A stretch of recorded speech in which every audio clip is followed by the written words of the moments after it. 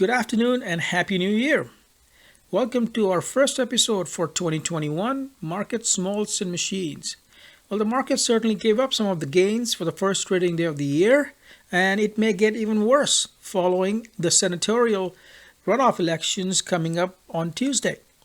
Now, as such, to protect my portfolio, I put on a put spread last week, and if you're interested in any of these trades, please let us know. Be happy to tackle these topics in upcoming episodes. But for now, let's get on with the show. We'll be focused on three things today. One, in our markets segment, we'll focus on the conservative portfolio. Then in the malt segment, we'll look at the Edradour single malt scotch and the Speyside region. And lastly, but certainly not the least, we'll finish our buying guide for luxury used cars. So let's get going.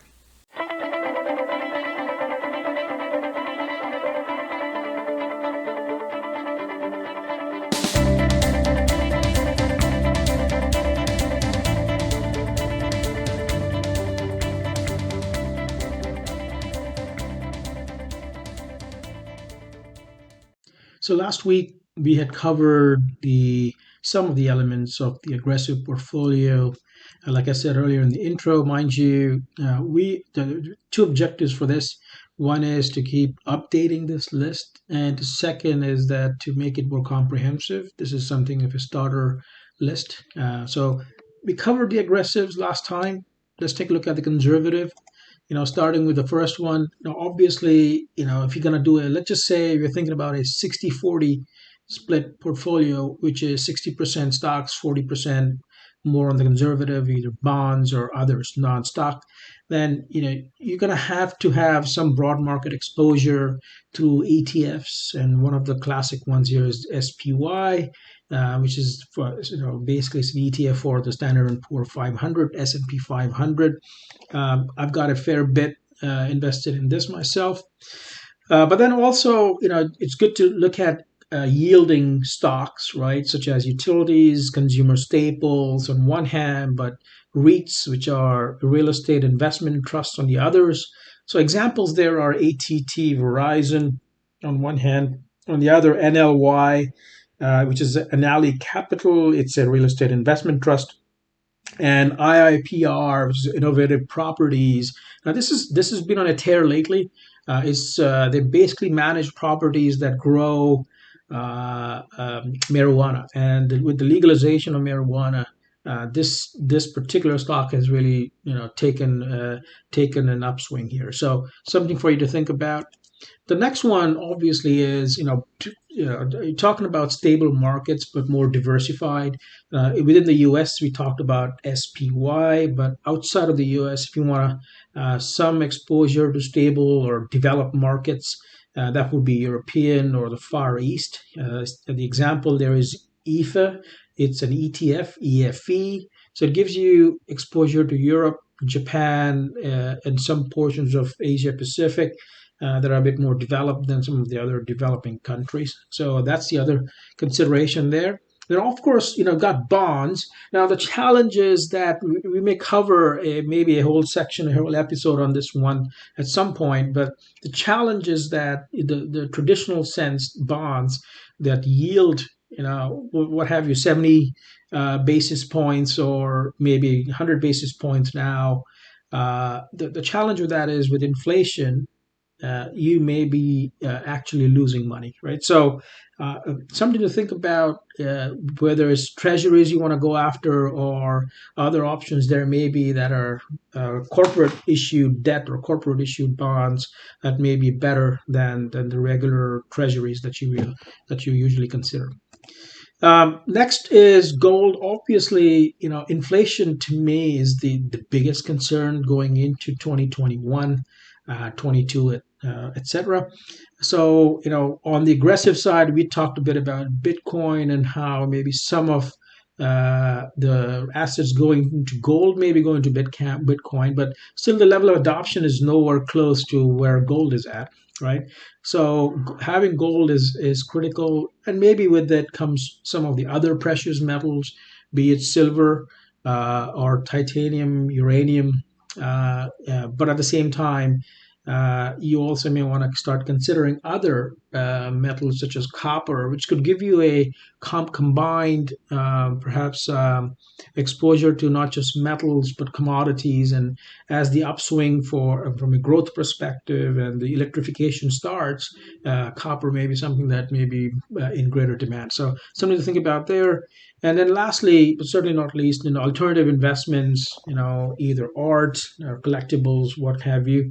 Obviously, I put this in the conservative portfolio, not in the aggressive one. It may go there too, but I think given that the way we segregated these two, one being the wealth accumulation phase and the other being the wealth protection, felt like this fit more into the conservative wealth protection phase. Investing in other assets that are not correlated or heavily correlated with the stock market, right? And hence art or collectibles. And we'll spend some time on another episode talking a bit more about how do you get exposure to that. I mean, certainly not everybody can afford to buy a $5 million Monet, but then there may be an opportunity for you to get a slice of that, right? So in one of the following upcoming episodes, we'll talk about that. Before we dive into our malt section, I'd like to ask you a question. What is your favorite single malt and why? Please comment in the comment box below or email us at marketsmallsmachines@gmail.com. Now let's take a look at Edradour and the Speyside region. So one of the single malts from the Highlands region is this Edradour 10-year-old. Now as you can see, it's a 40% alcohol single malt. There's a couple of reasons why I like it. One is just the color. It's a brilliant combination of yellows, hazels, browns, what have you. And for a 10-year-old malt, it's really a special color. The second is if you're starting with single malts, this is a good first one to start with, given the palate. I mean, as it says here, I mean, the rum, barley, and toasted almonds is a bit esoteric, but it is just very, very tasty. Yeah, I've been to this distillery. It's really picturesque and beautiful. And it also is one of the smallest distilleries, if not the smallest distilleries in Scotland. So if you haven't tried this, give it a shot. It's available at your local Costco. So moving on from one of the examples of a Highlands Scotch, which was Edradour, to the region for today, which is Speyside. Now, Speyside is the granddaddy of them all. As you'll see in this map here, it's a much smaller region compared to the Highlands, but all the Scotch names that you're familiar with, you're most likely to see here, except for a few from the Islas. So, what by that I mean the Macallan, Glenfiddich, Glenmoray, Glenlivet. These are probably the most popular Scotches, and they're all from Speyside. So you can keep going on and on with these names and you won't get tired. As I mentioned earlier, Glenfiddich is the world's best-selling single malt whiskey. And look at the number of distilleries in this small space, over 60.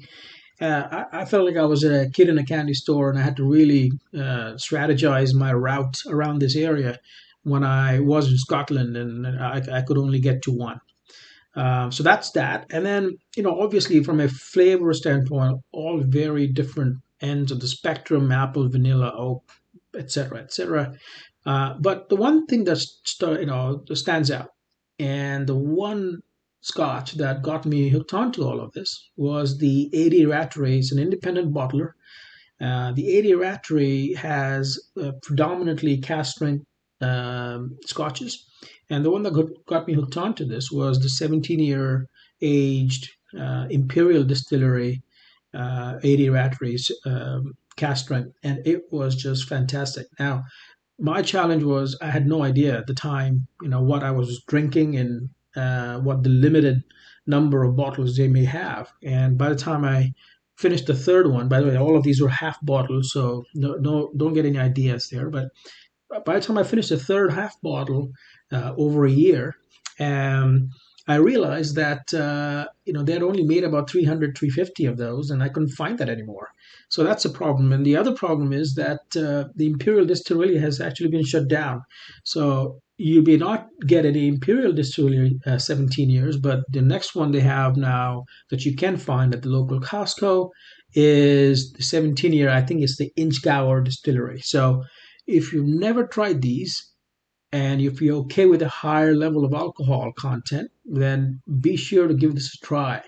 The costs of these vary anywhere from I think $60 on the low side as for a 9-year to 150 plus. So give that a shot. Let us know what you think.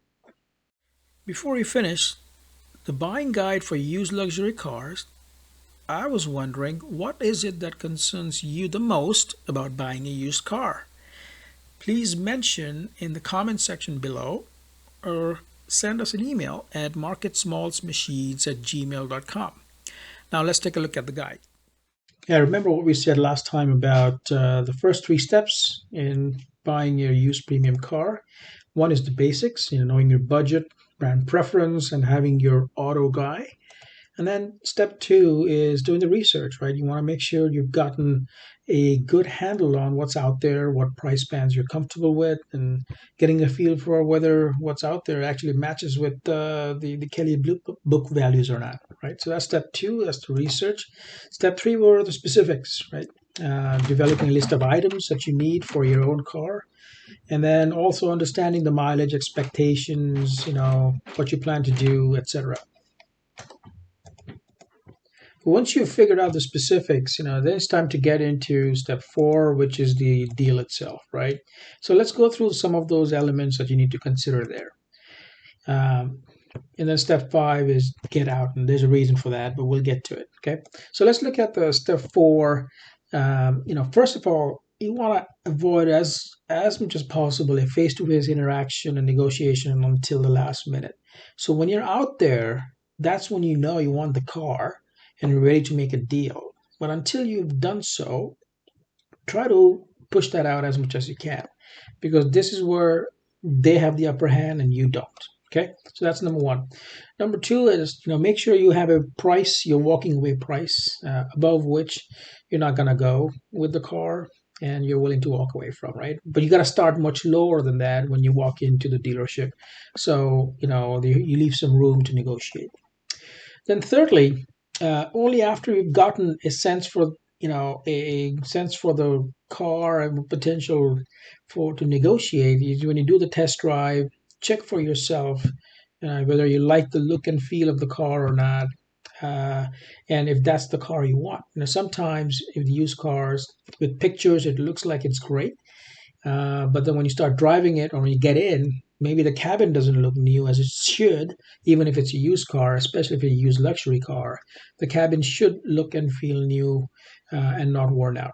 So that's the step to make sure you test drive it, and especially so look at all the electronics and electrical pieces that should be working, test it all out so that there are no surprises once you've driven away from their lot.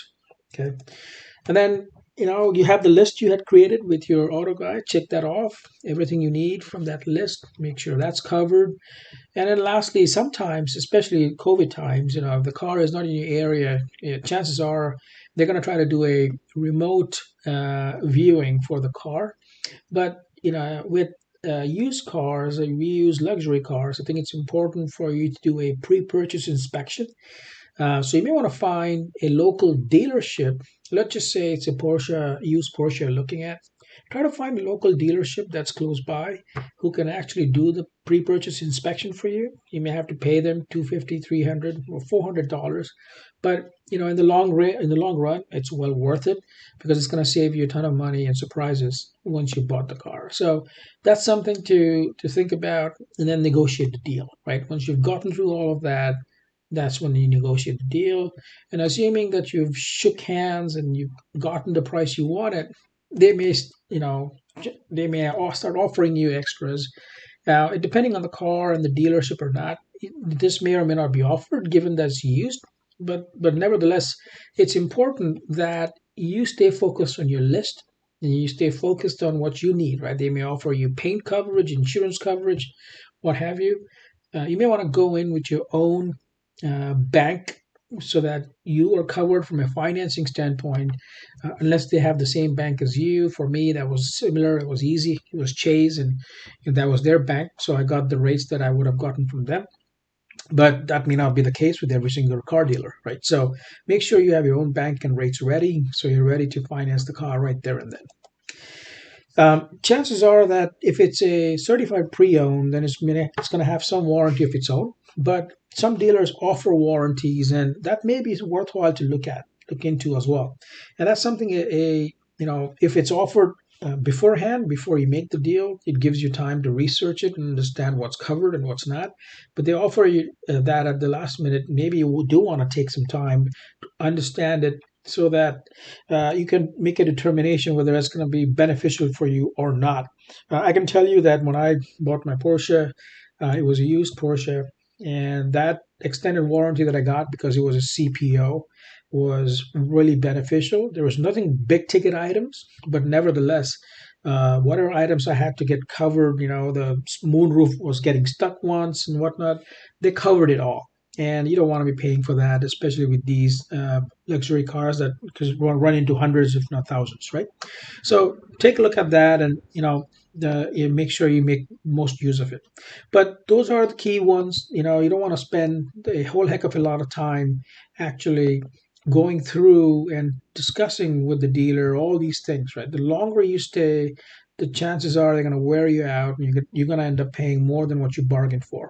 So just make sure that you stay focused on your list and get out. So if you have any comments, questions on this particular set of buying guide, please let us know. We'd be happy to answer and look forward to your feedback. Now it's time for us to move to our conclusion. Hope you enjoyed the show. Please let us know how we can make it better or make changes in upcoming episodes. Now remember, this is a new year. Your P&L for the year has gone to zero.